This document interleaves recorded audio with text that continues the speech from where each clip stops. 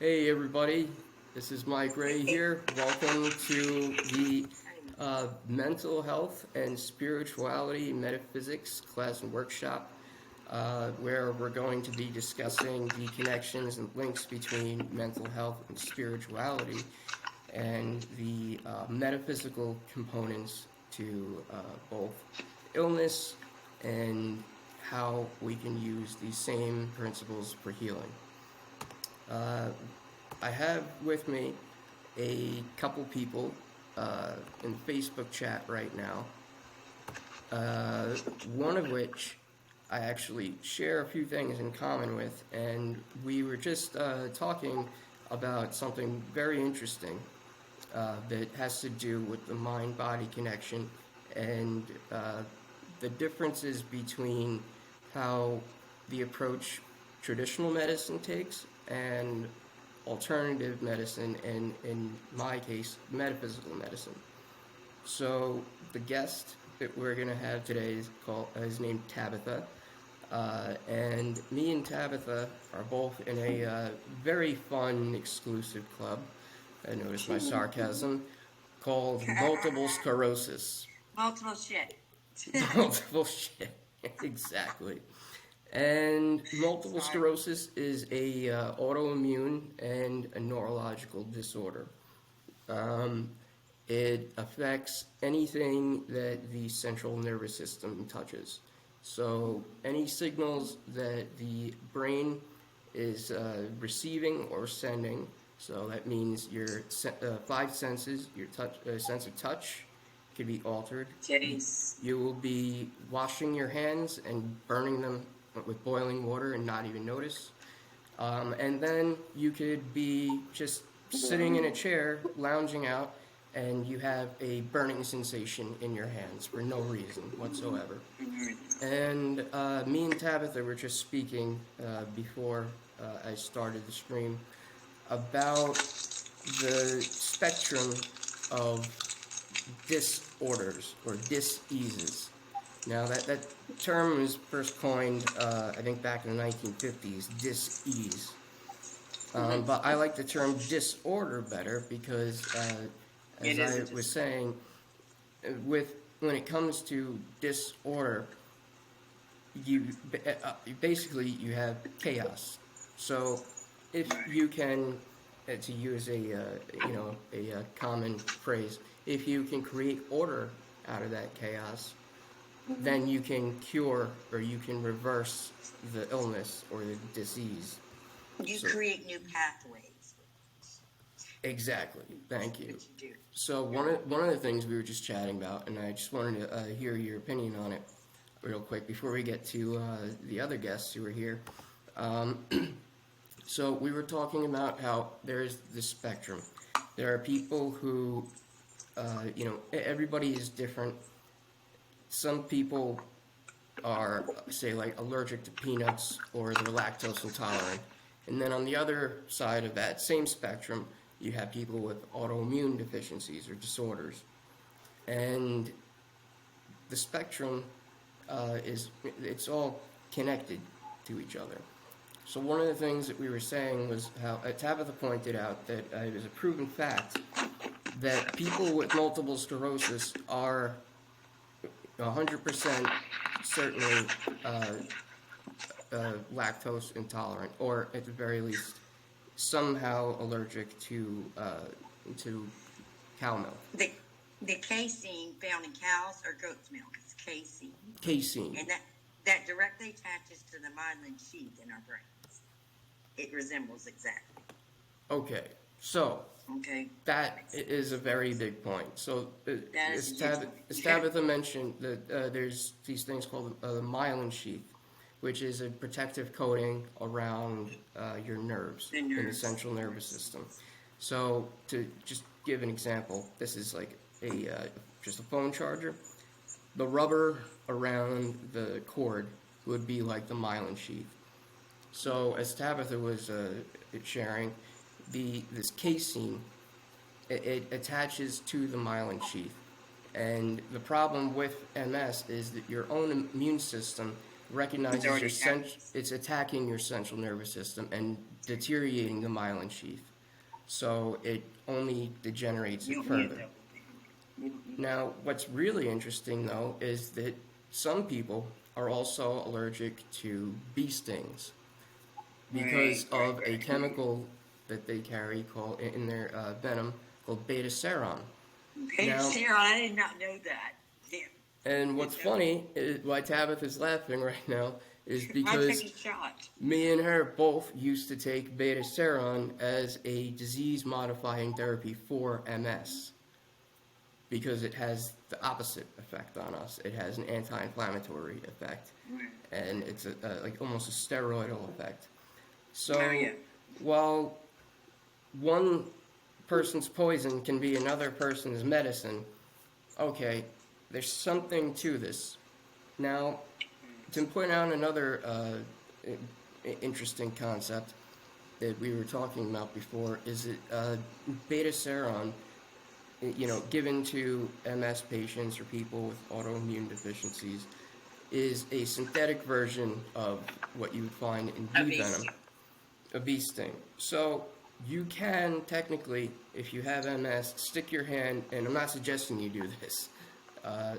This is not my professional advice, but you can. No, my grandmother suggested I get 15 bees. Yeah. I got diagnosed. I was like, no.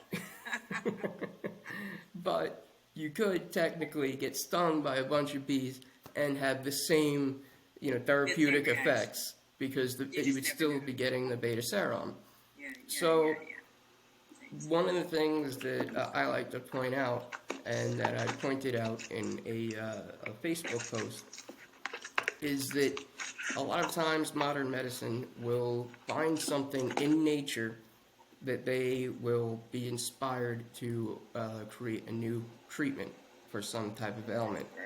And another interesting thing about this, just as a side note before we really dive into the whole metaphysical aspect of all of this, is amoxicillin, or penicillin, was first synthesized from a fungus. And I think it was found in, I can't remember which fungus it is. I'm thinking of the ergo fungus, which created the poppy seed. LSA. I'm not sure if it's poppy seeds, but it wasn't the poppy. But the point is that they got it from a species. Yeah, they got it from nature, and it's a species of fungi. Now, we know through, of course, holistic medicine, because traditional medicine, they will not tell you to, they won't recommend that you eat wheatgrass and, flax seeds and, all They're not going to recommend smoothies. that because they can't sell it, no. Exactly.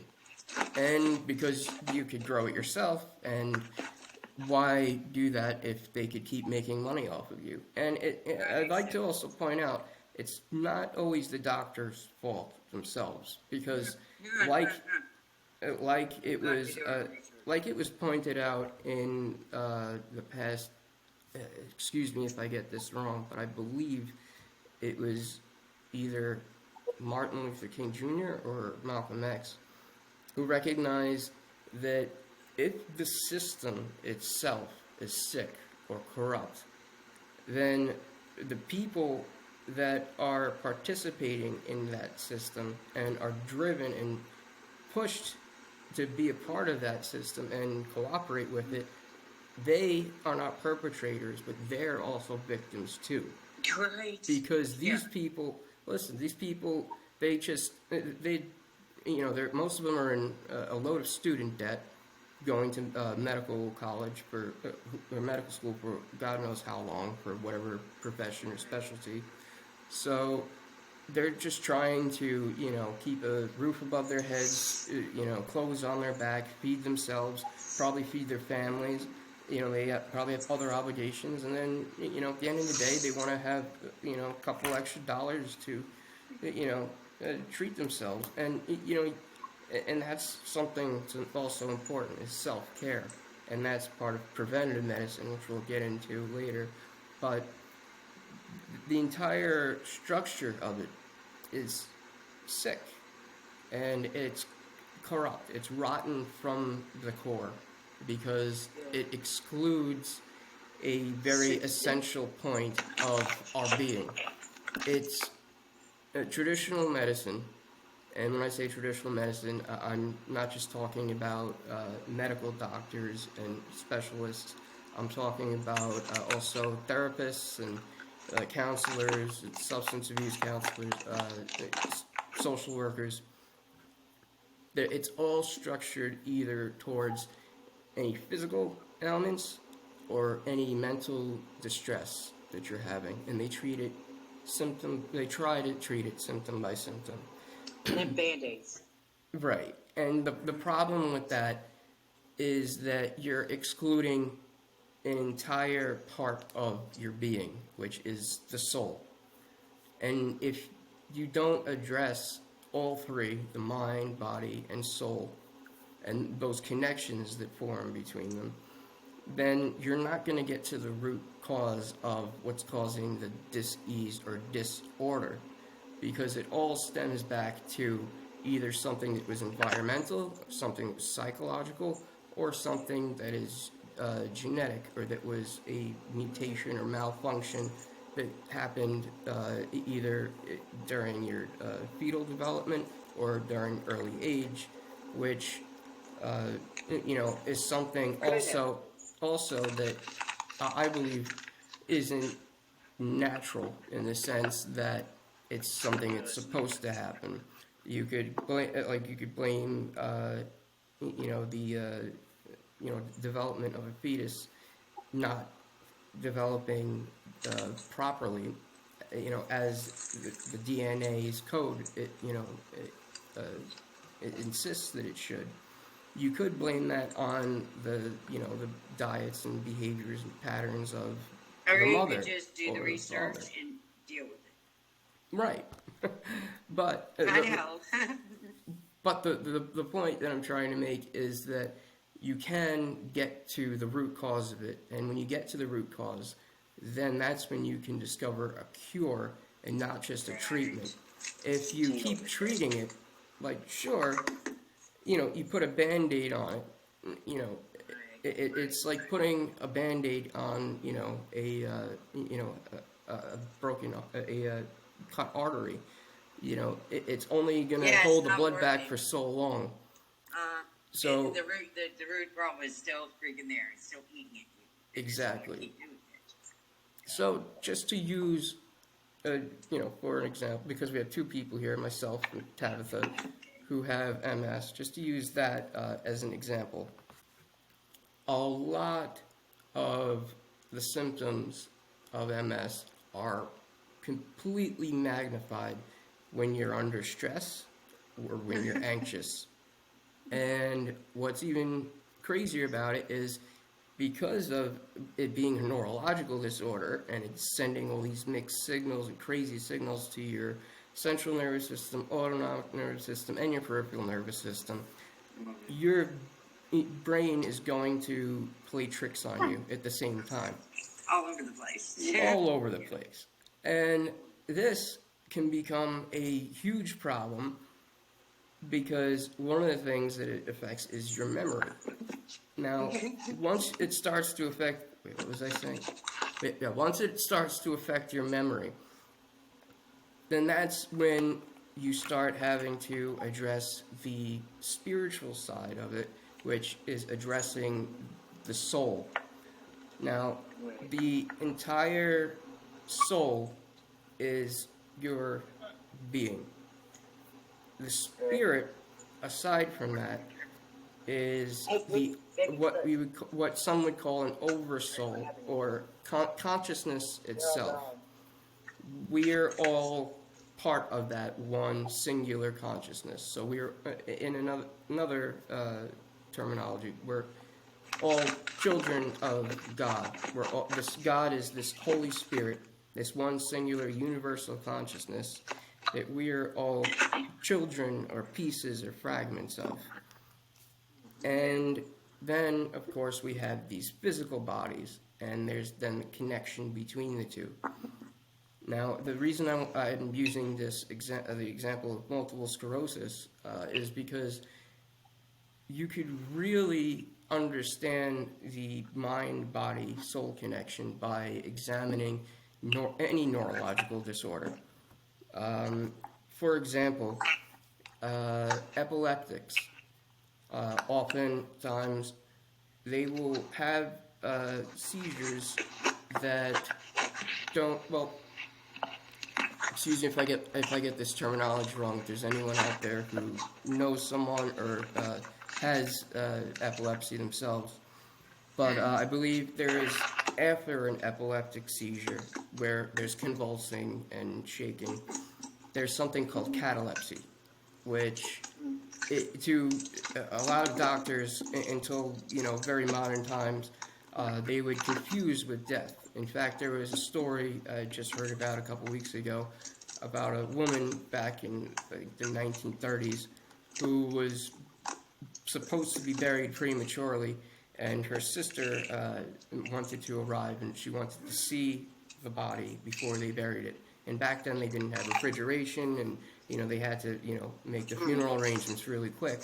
So they made this coffin for her, and they were laying her body, and just as they had nailed the coffin down, her sister comes and she says, I need to see her. I need to see my sister one last time. They unnail the coffin, they open it up, and she opens her eyes and stands up. And she recounts this tale of these visions that she had when she was in this state, which is now identified medically as catalepsy, is the correct terminology for it. So when you have these altered states of consciousness that also, from just a purely physical standpoint, I mean, sure, if you run an MRI or CT scan, or you look at somebody's brain waves, you could see there's definitely something different going on in their brain. But at the same time, they are having this conscious experience that is completely separate from this physical reality. So when you start getting into that realm, on like I said, everything is in a spectrum when it comes to disorders.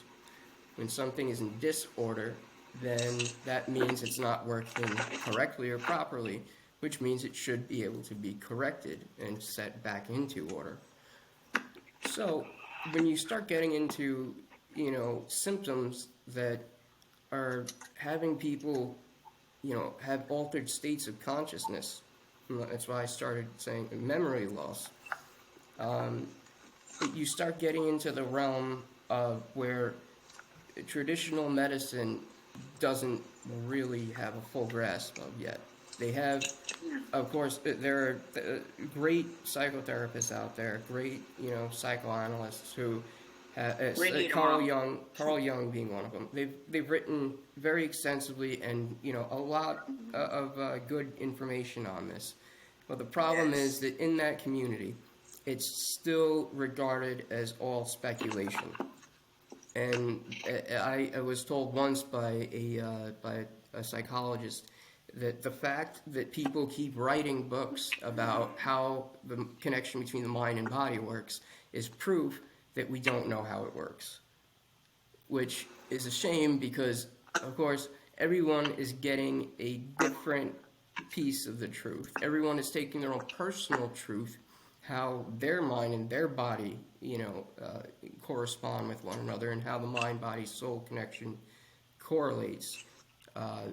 For just a side note, L. Ron Hubbard, the founder of Scientology, cured himself of psychosomatic blindness that he had through what would then later become Dianetics, which is the basis of Scientology.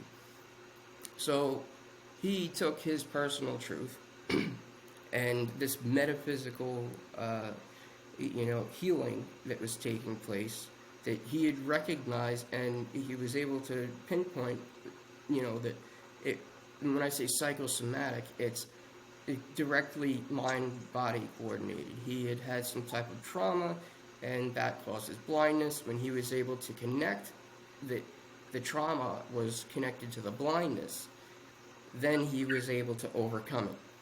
The same thing also happened with Tom Cruise. He, was taught under the guidance of L. Ron Hubbard for a while to overcome, I think he had a stutter or dyslexia, and he credits, Dianetics to helping him overcome that, and that's why he's so adamant, and why he's so against psychiatry and the use of psychiatric meds, because they believe Dianetics is the answer for everything. Well, the problem with that is, of course, it's limited to one person's experience. When in metaphysics, what you really have to do is you have to treat everything case by case, understanding that every single person is unique and special in their own way, in more than one way. Not that they're just different than everybody else, but how their body works internally, how their metabolism works, how they absorb nutrients, how their brain connects to the rest of their body. Everything is different. So when you take a metaphysical approach to medicine, what you try to do is you try to pinpoint, okay, where is this symptom coming from? What is the cause of this particular symptom? And once you're able to pinpoint the cause of that symptom through guided meditation and forms of psychotherapy, you could then bypass that, and you can you could reprogram your mind to override your cells, and it's actually called cellular command therapy or cellular command meditation. I think there might be somebody in the group who knows more about this than me. If there's anyone. Tabitha, you got a question? Go ahead. Yeah. Would that whatever you're talking about, would that have anything to do with taking all emotion out of any situation you're trying to deal with and deal with just the facts at hand? Don't put emotion in the mix, because you're going to get screwed up. That is a good point, and that's actually something I wanted to touch on a little bit further. Yes, so when it comes to emotions and feelings, they're there for a reason. They're trying to tell us something.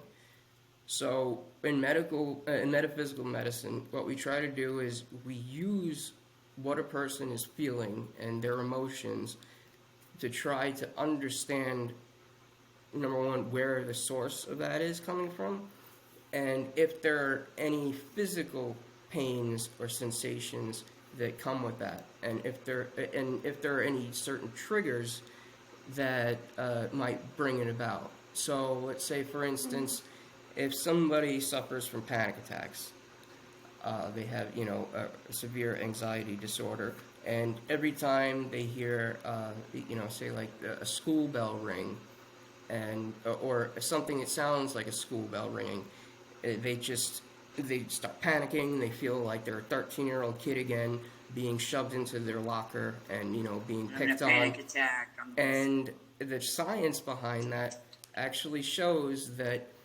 when you are triggered, as they say, you are actually literally, emotionally, mentally, and intellectually a 13-year-old again, reliving that trauma.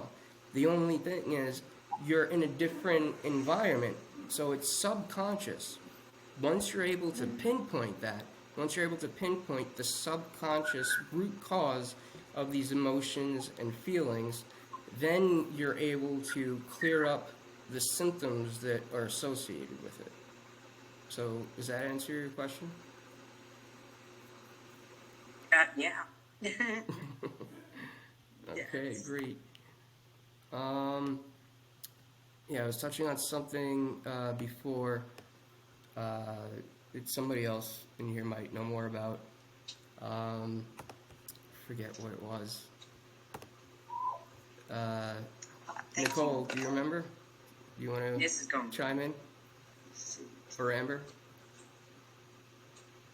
I love everything you're talking about. I don't know how much I can add to it, because you're kind of going through everything that I already understand and know. I don't know how much more I can add to it, honestly. You're kind of getting all of this off. All right. Well, I think the other thing that I was talking about was, the other thing I wanted to talk about was getting into the real metaphysical components of altered states of consciousness. Because as this also corresponds to disorders and disease, it also, relates to healing and mental wellness. So, Because you can't heal until you know where it came from, and yet it's a long path. Exactly. It's a very long path. It took me a long time until I found out. I was like, where did this MS come from? Why am I even asking that question? I wanted to know where it came from, because I had no reason to feel this way. Absolutely no reason. I figured it out. It's because a jellyfish swam down my baby's suit at 11 years old. Really? Yeah. And then my nurse told me that a lady who had got diagnosed with MS had a jellyfish, get bitten by a jellyfish, and she ended up in the ICU and she died. And I was like, my mind just is not going to go there, I guess. Wow. See, I had always heard that because I'm from Long Island, New York, and the water there, the quality is terrible. And I had always heard back in the 1800s, the way they would diagnose people with multiple sclerosis was they would put them in a bathtub, and they would watch their eyes start twitching back and forth. Because it wasn't drinking the water, but it was having these toxins and these heavy metals and poisons seeping into your skin pores that actually cause this disorder. So that's interesting. Right. It must, because you were saying jellyfish, right away I'm thinking, something in the water, some type of pollution. Because salt water. Because, you could make the argument, they found out there's 3 different genes that can cause MS, that they've identified can cause a person to develop multiple sclerosis. But you could also make the argument that even if you have all 3 of those genes, if you're never exposed to a certain environmental or... If you don't have something very traumatic happen to you. Right. That's what I want. A very traumatic event. If there isn't something that interrupts and disconnects the mind, body, and soul connection, if there isn't something that disrupts that, then everything technically should be smooth sailing. The biggest problem is that, like you had touched on before we started the stream, was that people with MS were allergic to dairy, and almost everything in America contains dairy. So when it comes to that, and you take into consideration, most people with MS can't work. They have to collect Social Security disability. They have to get food stamps. They can't afford to, buy all this, expensive food and that they actually need. So most of them resort to just, using the drugs and the treatments that are available. And what's sad about that is that while, yes, it does work, it has a short-term, short-acting effect. Yeah. The problem though is it's always going to come back, and you still have the disease. You still have it. And Tabitha, as we both know, sadly, that even if you go into remission, full remission, meaning you had no symptoms, it'll come back, and it'll come back twice as hard. With a fury. Oh yeah. There's an old saying, actually, that I relate this to because, of course, this is mental health and spirituality, metaphysics, that when you are, and this is Old Testament talk, when a person is possessed by a demon, and that demon is cast out, it'll wander in the wilderness and look for 7 more demons stronger than it, and then return to that person. If that person sins. Now, let me break that down. To sin in Hebrew means to miss the mark. Now, miss the mark means you weren't on aim. You didn't hit the bullseye. You did something off target. So, incorrect. So, if you ate something that you are allergic to, you sinned. So, in that context, if you are going to say keep drinking milk or eating ice cream because like screw it, you love ice cream, but you know it's going to keep damaging you, then Right. if you eat ice cream on Monday, those the casein, those the dairy, it's still going to be in those. It's going to be traveling through those neurotransmitters and in your blood. It's going to be in your plasma for a while, and then you say screw it. I didn't have any last night, and you have some Wednesday. Now it's going to be twice as bad because now you have twice as much. People identify this when it comes to things like drugs or alcohol, but they don't identify this when it comes to foods. And in fact, because I'm going to say honestly, there's a lot of money in the medical industry because without sick people, you don't have a business.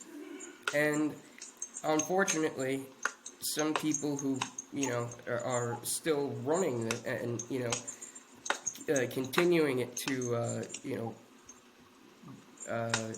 know run the way that it has been. I'm trying to choose my words carefully. These people who are kind of at the top, they don't really care if you're sick or not. They're interested in one thing and one thing only, which is money, and they don't. Yeah, there's no feeling Right. in number. And they don't care if like they could make 110% bigger profit if they waited, because they don't want to wait. Right. They want the money now. If they think, Yeah.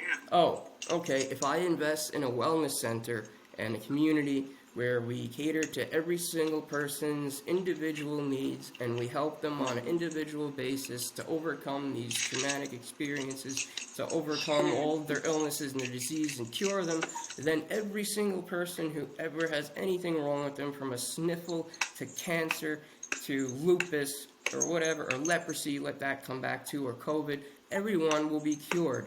They don't care because Then they would have no business. because They got all that too. because why make $10 million 10 years from now when you can make $1 million today? And That's right. that's being very generous. It's more That like seems very billions. generous. It's more like billions of dollars. So Trillions. we have to ask ourselves, is the system set up for certain people to fail? And to me, I think the answer to that question is yes. And who are they setting up to fail? People who can't afford to get the treatment that they need. If you look, Unfortunately, it does come out that way. let's just. There's that interview from the CEO of Nestle where he's like, water should only be available to the elite. Right. Yes, I remember that. The elite. Like, they all believe that shit. They all do. Oh my gosh. Yes. And so It's crazy. health should only be for the elites, for Right. like Darwinism. Mm-hmm. And it's bullshit. It Is bullshit. Amen to that. Amen. And one of the biggest things that I see, and it pisses me off royally and rightfully so, is that time and time again, you'll have this big, media scandal or something. Like, and by media scandal, I mean the media blowing things out of proportion or putting a narrative on it that is contrary to what we call reality. So let's just use the AIDS epidemic. Okay, so this was You like... bought the commercial. Yeah, exactly. You bought the commercial. It's like if you believe those commercials that said, the Just Say No campaigns are like, this is your brain, and they take an egg and they crack it and they fry it, and like, this is your brain on drugs. It's like anyone who's smoking weed or, on mushrooms or stuff like that and watching the commercial, they're thinking, oh man, it's time to eat breakfast. Like, they're not thinking, oh man, yeah, I'm totally like killing myself here. It's like, no. Yeah. But that's They're besides already the point. screwed up, is what you're saying. They're Yeah, already screwed up. that's besides the point. If you're a loser before you start doing drugs or smoking pot, you're going to be a Either you loser want to get afterwards. better or not. It's just going to bring it out. It's just going to bring out your real Exactly, character. it's going to make it worse. Exactly. What are you? Yeah. And if you're a very anxious person, anxiety is going to get worse. If you're a very mellow person, you're not going to get off the couch. So, and then there's people who are very, very driven and determined. And I mean, look at Elon Musk. I mean, I'm sure he has the money to pass a drug test. You know, like everyone made a big deal about him smoking a joint on Joe Rogan's podcast, and he barely even inhaled. He pulled a Bill Clinton. But I'll get more into drugs and all this in a second. But yeah, the point that I was trying to make was that you have these narratives that the media especially will, you know, try to distribute to the general public. And I use the AIDS epidemic as a perfect example, because right away AIDS comes out. There's speculation as to where it's from, and of course they start blaming what is now the LGBTQ community, but they blamed it on homosexuality and drug use. And they said that's how AIDS and HIV is transferred, or through sex. So basically, they were, without saying it, and of course they said that they openly said that it affects people of color more predominantly than than Caucasians. So right away they were putting this blanket narrative out that AIDS, HIV is a gay person's disease and a black person's disease and a drug user's disease. Now, all those three groups are disenfranchised, they're all minorities, and they all have one thing in common with every minority, which is the lack of money, lack of funds. Money. Yes, money. At the same time that the media was saying that if you get AIDS, if you even go near a person with AIDS, if they sneeze on you, if they cough near you, if you use drugs and you share a needle, which, yes, it's true, yes, you will get, different diseases transmitted from using intravenous needles and sharing, or from sex.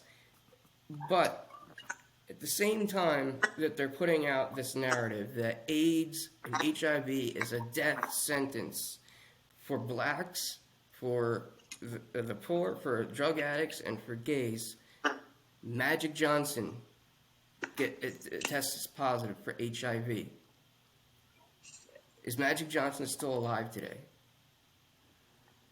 Did Magic Johnson have possibly the money to be able to afford a cure or a better treatment than other people were getting?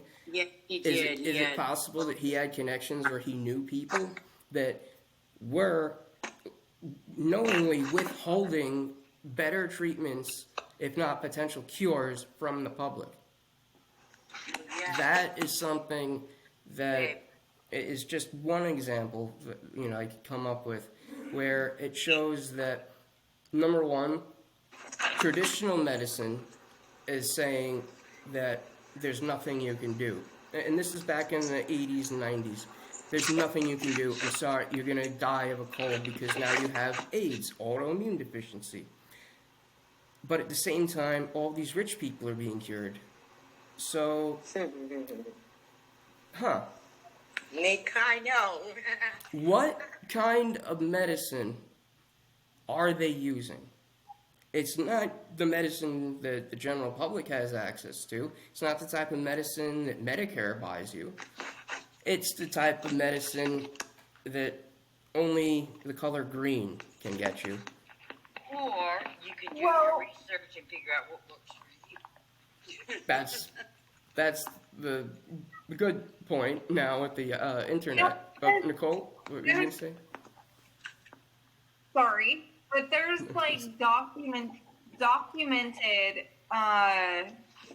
cases where these elite people will refuse vaccination, Right. or they like look at their Instagram or whatever, and they're clearly eating very whole, nutritionally dense food, and then they're promoting like this and pharmaceuticals. So we know that if you've done some research on what's the phrase, what's the term I'm thinking of for it's where they consciously know and have this plan in action to slowly kill off the elite and keep the elite alive. I know what you're talking about. I Yeah, forget I do what it's too. called, but yeah, it's kind They've of showcased the team like that with this No. stuff. yeah, it's kind of like a thinning out of the herd type thing. Right. They want to take. Yeah, it is. I know what you're saying. So Yeah. yeah, you need to get strongest, and we need to fight. Exactly. And Don't get hurted. Not get hurt. Right. Oh my gosh. and this just because we're talking about metaphysics too I as can't well, hear because we're talking about metaphysics as well. Just on a side note, one thing we have to take into consideration is that a lot of modern medicine and even the instruments that are used and machines that are used in traditional medicine, including the magnetic resonance imaging machine, the MRI, which helps discover MS and The other doctors types of see brain the- things.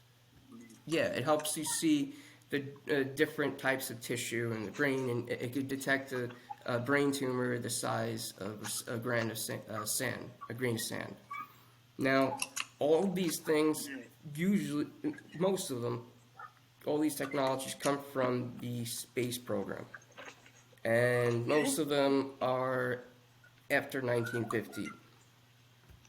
Some of you probably know where I'm going with this, but No. one of the big things that happened after World War II was this CIA operation called Operation Paperclip, where all the top Nazi scientists and doctors and engineers were basically given amnesty and just pardoned of their human rights violations and crimes against humanity, and were given property and jobs working for NASA. And a lot of these machines and things and a lot of this technology comes from these scientists who, mind you, never stopped being Nazis. Once they came here, they were still Nazis. They still continued out the same horrible experimentation on human beings, like the Tuskegee experiments. They did all types of experimentation with metaphysical and mystical properties to them. They tried very hard to, as in the Indiana Jones movie depicts, they tried very hard to find the Holy Grail, which essentially grants eternal life or immortality, which is what they were trying for. And of course, they thought only the best and only the strongest and only the elite should Yeah, the elite. deserve to exist forever. And they were trying to kill off everybody else. Now, there are a couple theories about what happened, mainly to the Third Reich, or those the people behind the Third Reich, really, the forces at play.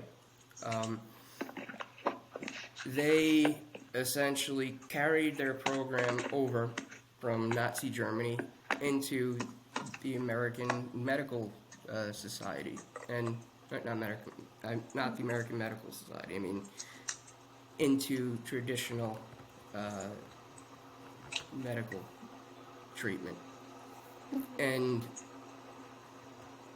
one of the things that is just so, it's sinister, but at the same time, it being revealed and acknowledged is something that, you know, contributes to, like Tabitha said, being able to do the research yourself and, you know, educate yourself and be prepared. But one of the things that they were doing was they were doing occult practices that interrupt the mind-body-soul connection in such a way that you completely start to just completely malfunction, I guess is the best word for it. And they had many different ways of doing this.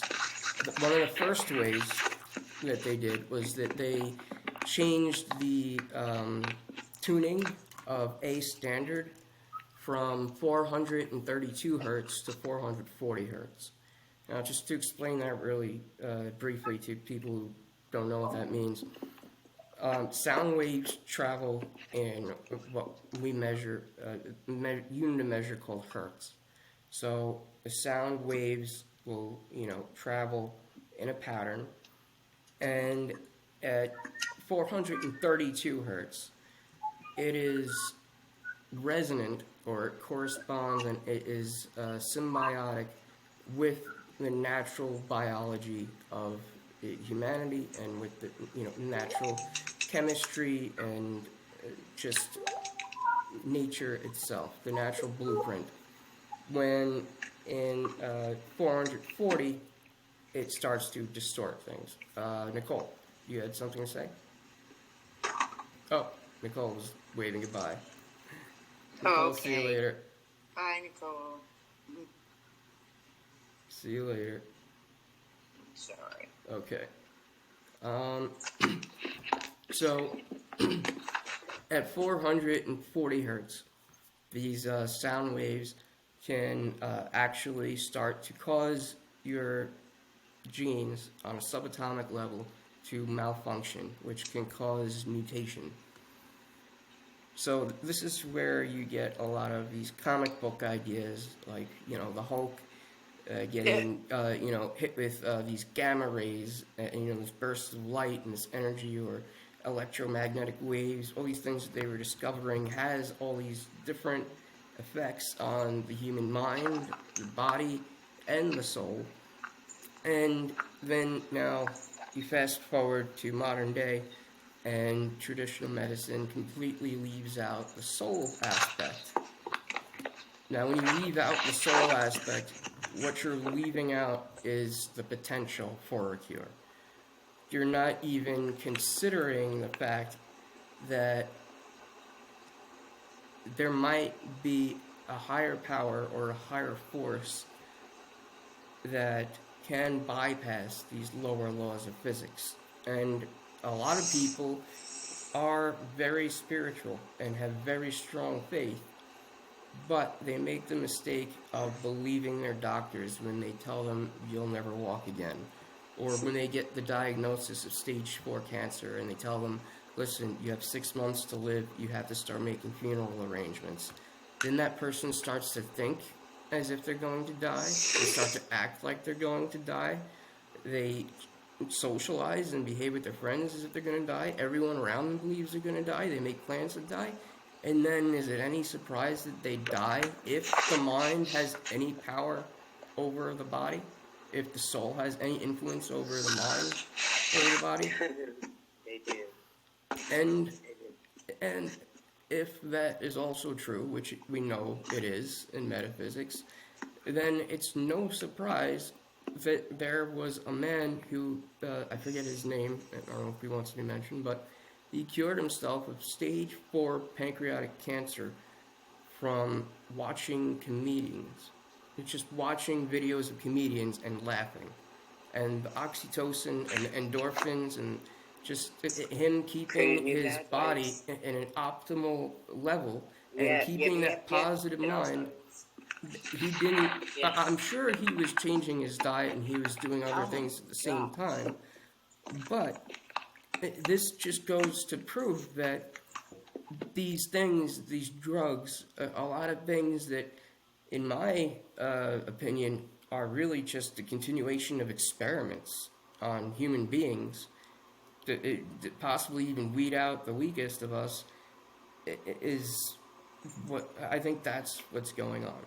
Is that I know. it's a form of experimentation, and now that these, the COVID vaccines have just come out, of course, everybody now is putting out just any type of speculative theories online, and anyone who gets sick after getting a vaccine, it's automatically connected to it.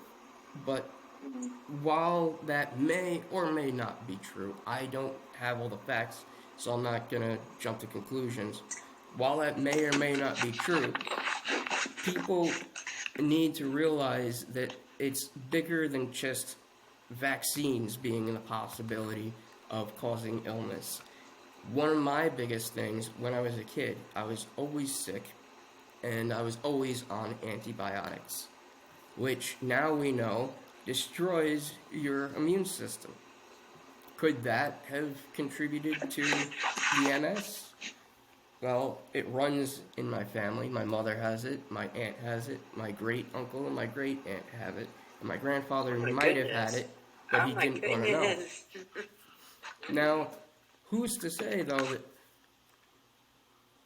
that my mother and my aunt and my great uncle and great aunt, who's to say that that entire family carries those same genes, which we know they do, and that only my mother, my aunt, my great uncle, and great aunt were exposed to this certain combination of environmental factors, or possibly even exposed to the same, you know, emotional or mental Yeah, traumatic experiences.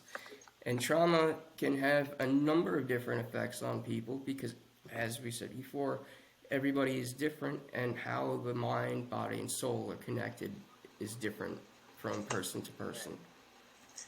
So I think we're at about an hour and a half here, or almost.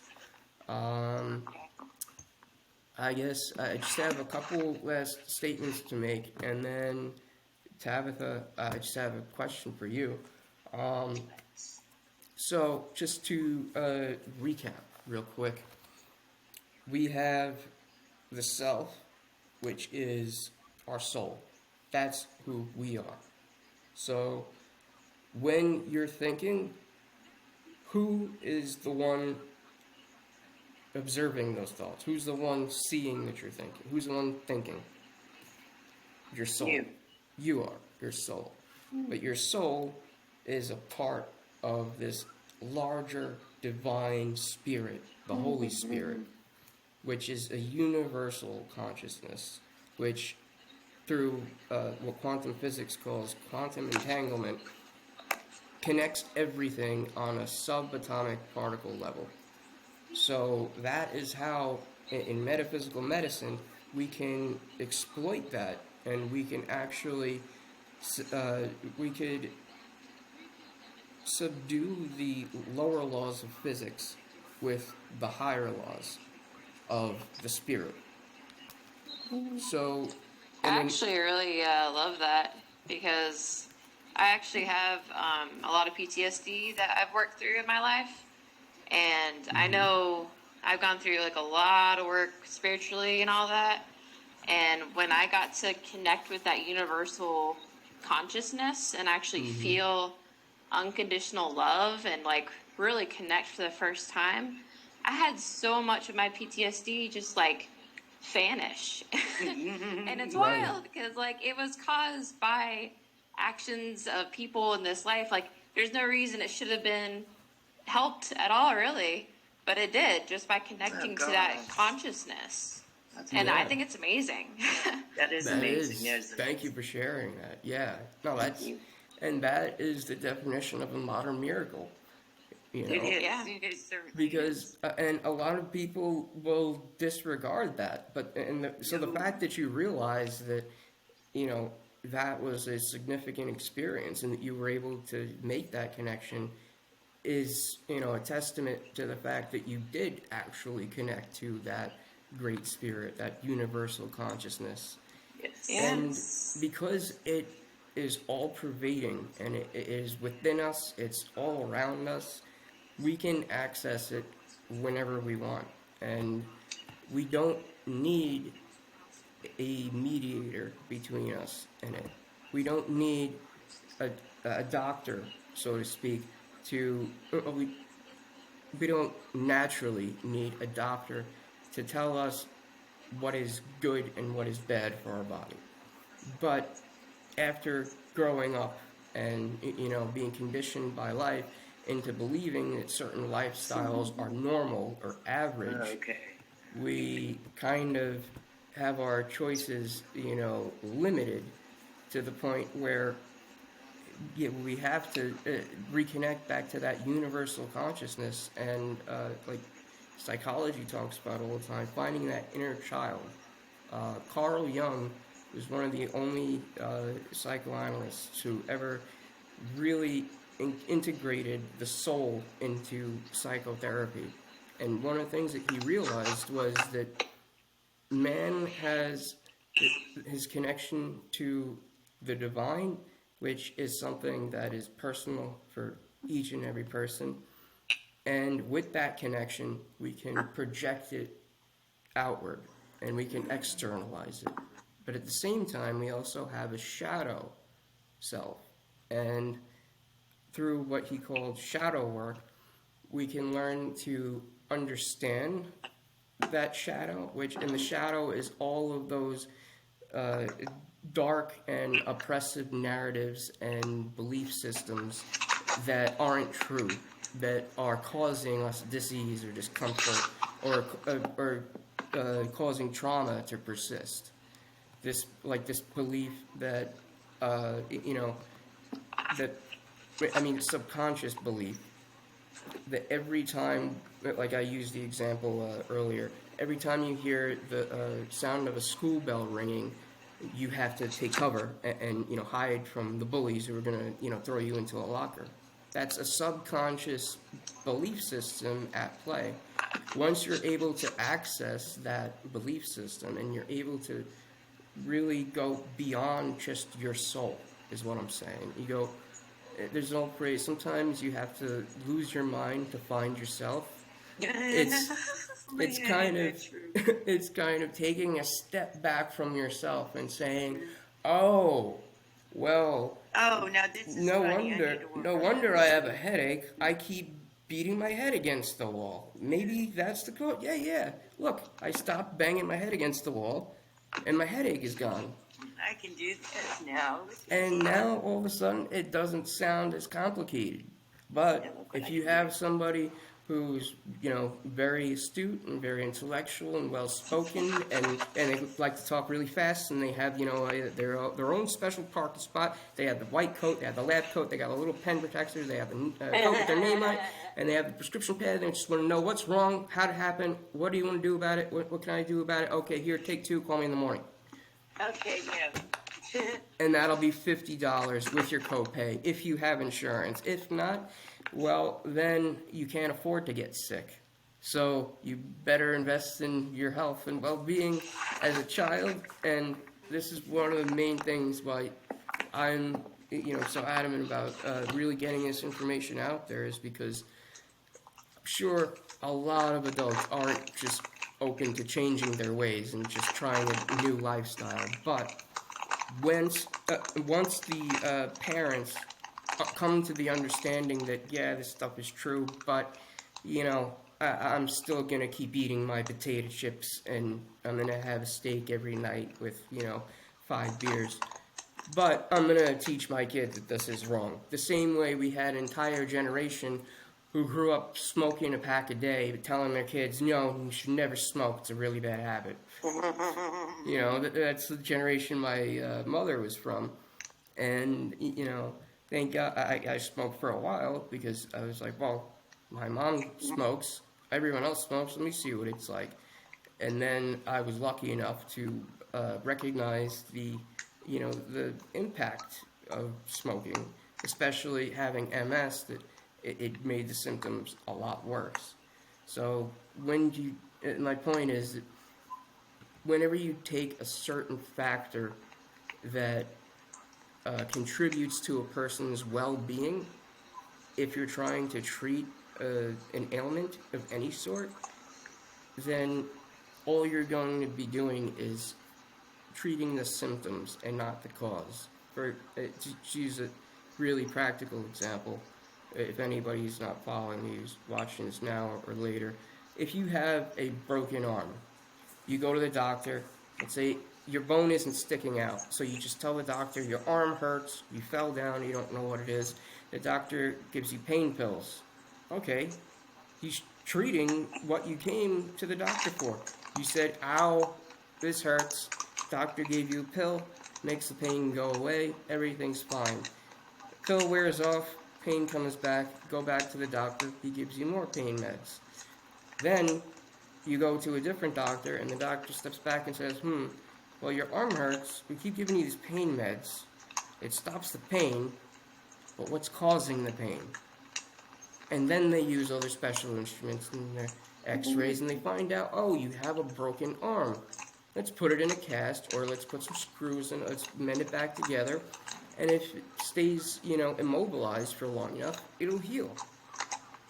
And yet, people don't think that way when it comes to mental health.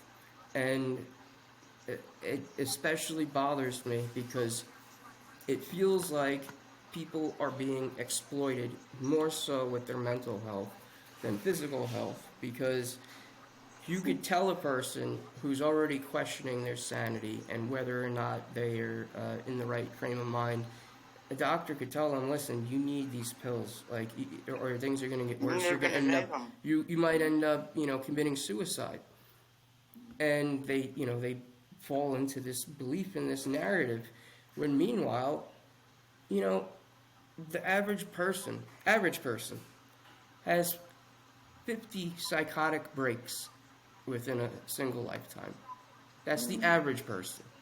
So if the average person at any given time could have any one of those 50 psychotic breaks, that means you could have an average normal day person who just buckles under stress, falls into a state of psychosis at least 50 times in their life.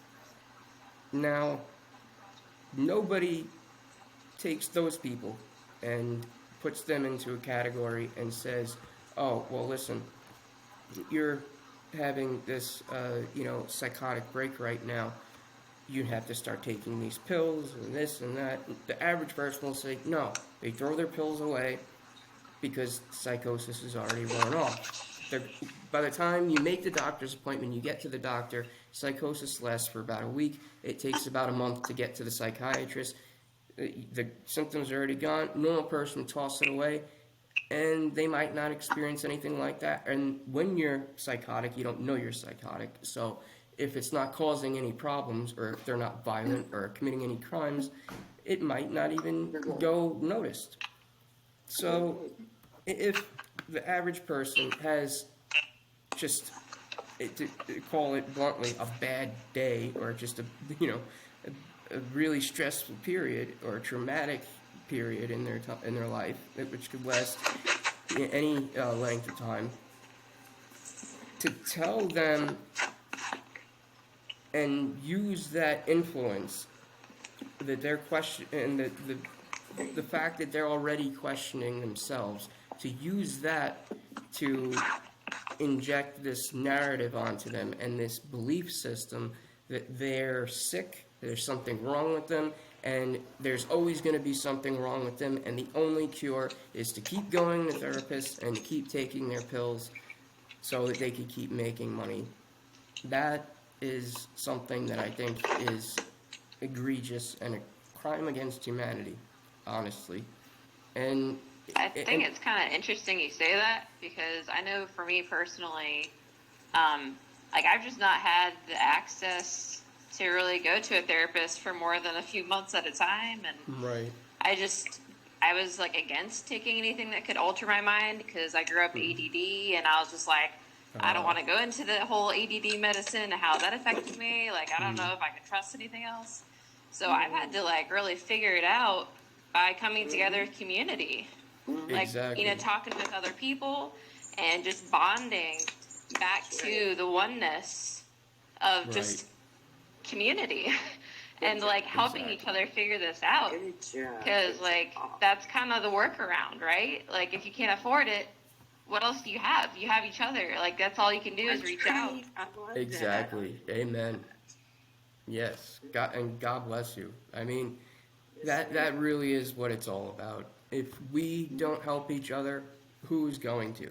You know, we are the ones that God works through. We're the ones on earth, I believe personally, to carry out this divine plan of that Holy Spirit, the universal consciousness, which has every single person's best interest and the greater good at heart, because we know all good things come from God.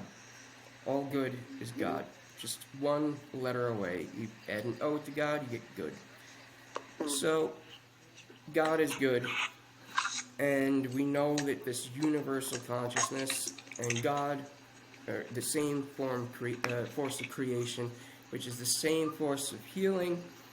And what people also exploit, and this is just my final point that I want to make, is they exploit the fact that a person has free will, what some call agency.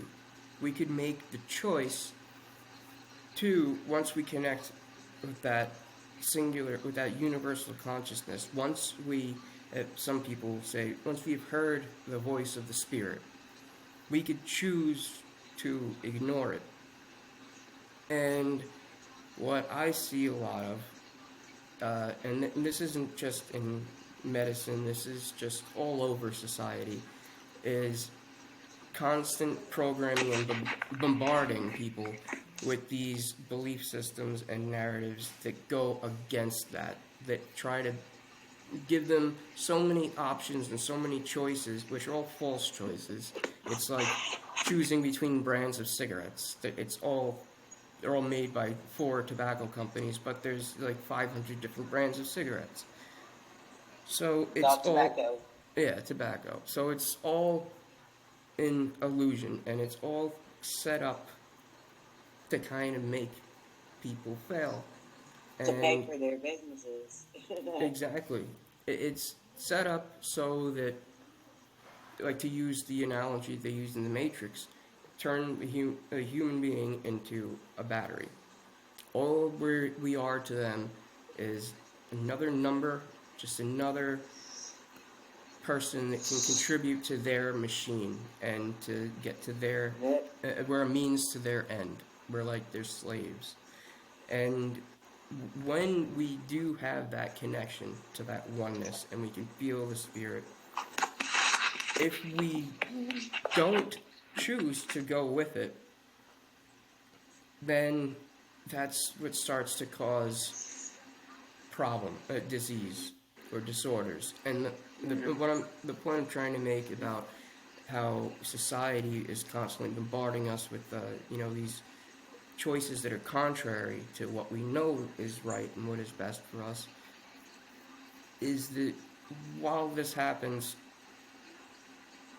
we then fall into a state of not depression, but a declination, where we make a mistake, and because of society standards and what civilization tells us is right, we start to judge ourselves, and we start to be harsh on ourselves, and then we start to think, I'm not worthy of love.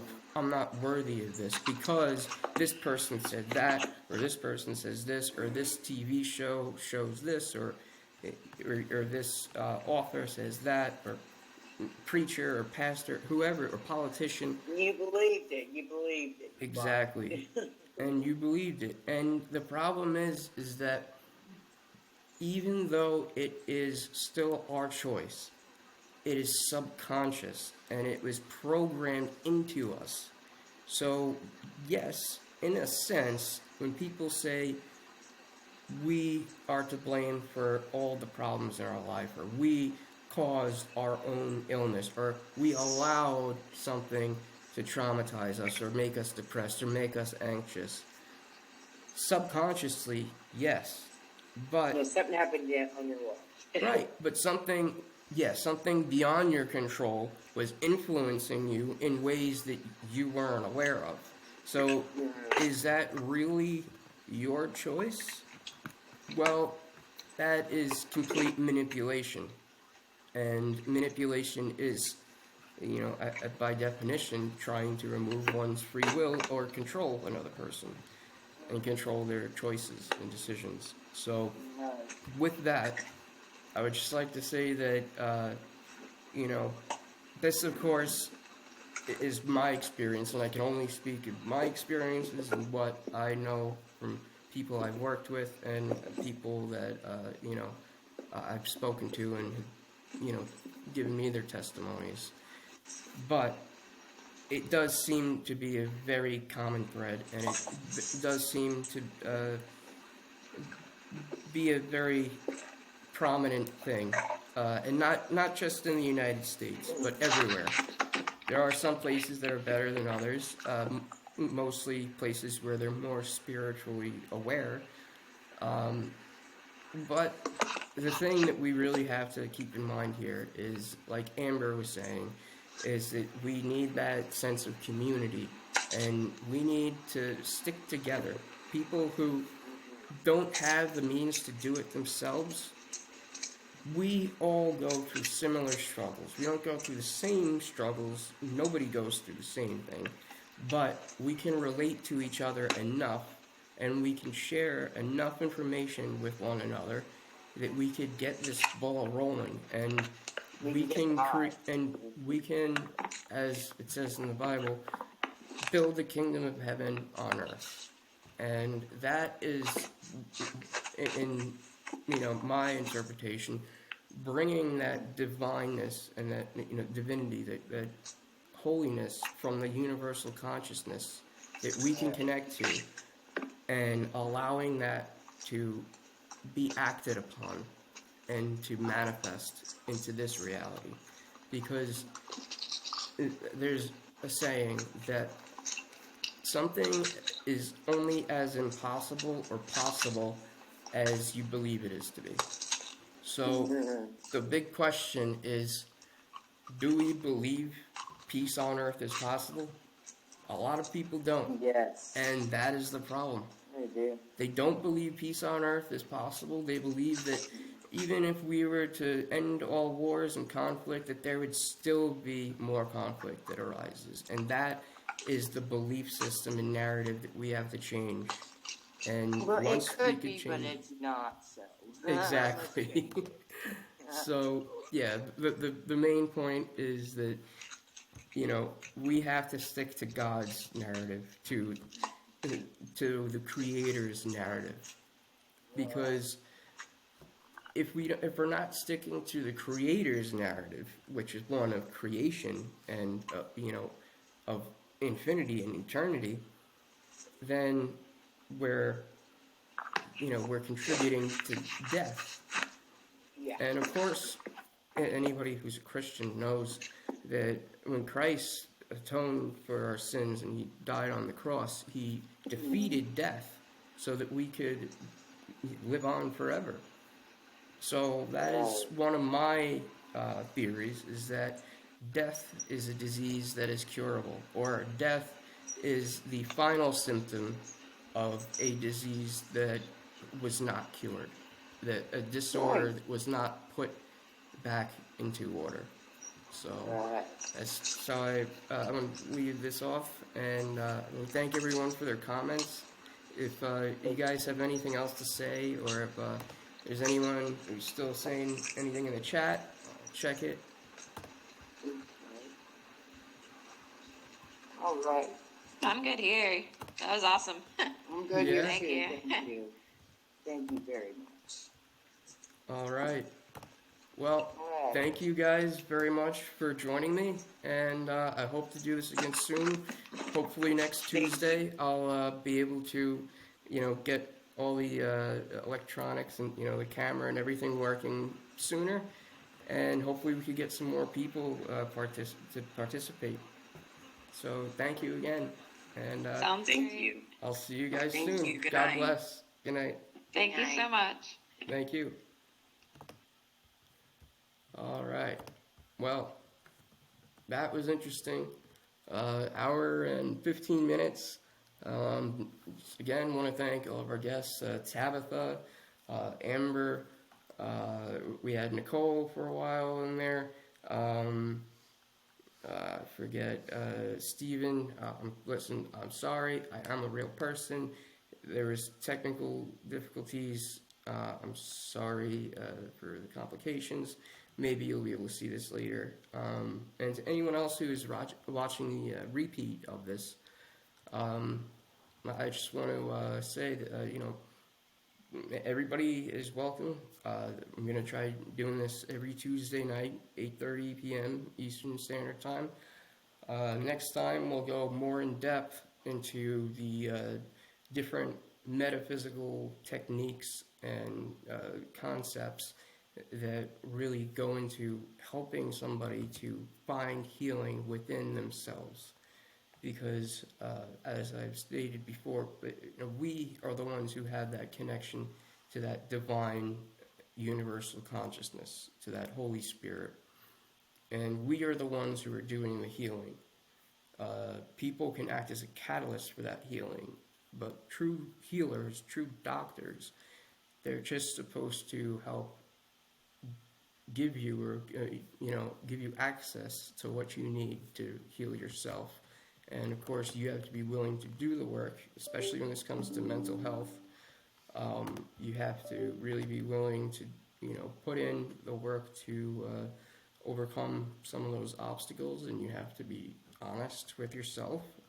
And, you really have to be receptive to listening to other people's comments and not taking everything to heart, but considering what people say as they comment about you and putting that in a different category than how you see yourself and how you know yourself to be. Because the more we rely on a mirror to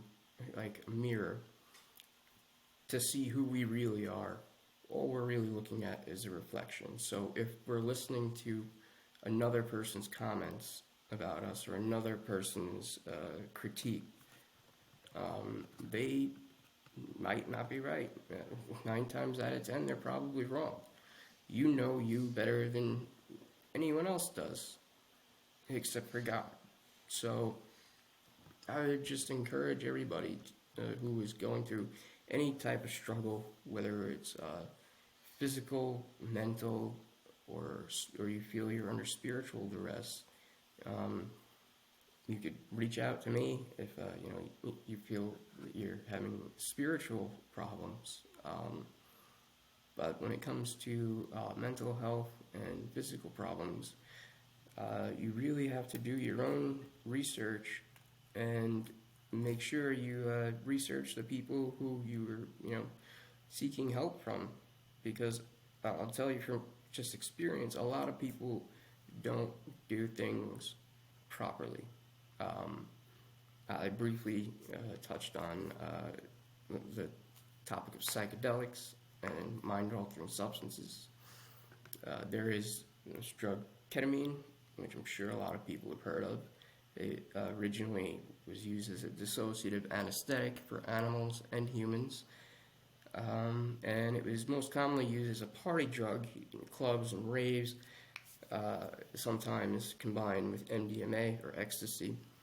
And ketamine gives you a dissociative effect and also a psychedelic, spiritual, mystical experience. And the experience that it induces is very therapeutic. It, it encourages gamma wave bursts in the brain, which can, in one burst, can rewire your entire neuronal pathways and can reform pathways.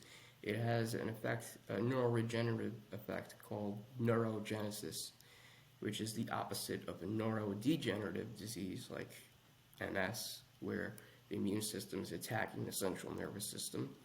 Instead of deteriorating those neuronal pathways and the central nervous system, it actually repairs them, and it actually promotes brain cell growth and cellular repair on a subatomic level. The reason I brought up penicillin in the beginning of this was because it came from a fungi or fungus. Mushrooms, psychedelic mushrooms, psilocybin cubensis, lion's mane, reishi,